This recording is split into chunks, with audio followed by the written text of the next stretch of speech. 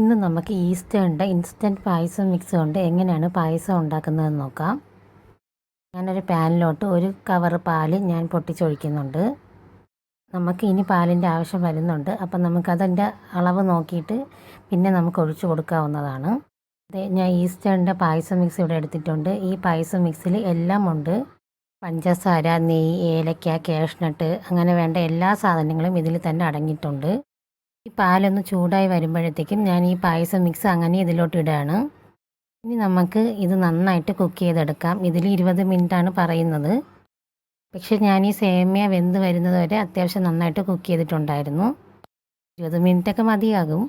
ഞാനിതിൽ എക്സ്ട്രാ കുറച്ച് നെയ്യും കൂടെ ഒഴിച്ച് കൊടുക്കുന്നുണ്ട്. ഇത് ഓപ്ഷനിലാണ്, വേണമെങ്കിൽ ഒഴിച്ചാൽ മതിയാകും. ഓൾറെഡി ഈ പായസം മിക്സിൽ തന്നെ നമുക്ക് നെയ്യുണ്ട്. ഞാൻ കുറച്ച് എക്സ്ട്രാ രുചിക്ക് വേണ്ടി ഒഴിക്കുന്നതേ ഉള്ളൂ. അപ്പം പാലൊക്കെ നന്നായിട്ട് തിളച്ച് വന്ന് കുറച്ച് കട്ടിയായിട്ട് തോന്നിയതുകൊണ്ട് തന്നെ ഞാൻ ഒരു കവർ പാലൂടെ ഇതിലോട്ട് പൊട്ടിച്ചൊഴിക്കുന്നുണ്ട്. ഇനി ഞാൻ കുറച്ച് പഞ്ചസാരയും കൂടെ മധുരത്തിന് വേണ്ടി ആഡ് ചെയ്യുകയാണ്. കുറച്ച് നെയ്യും കൂടെ ഞാൻ ചേർത്ത് കൊടുക്കുന്നുണ്ട്.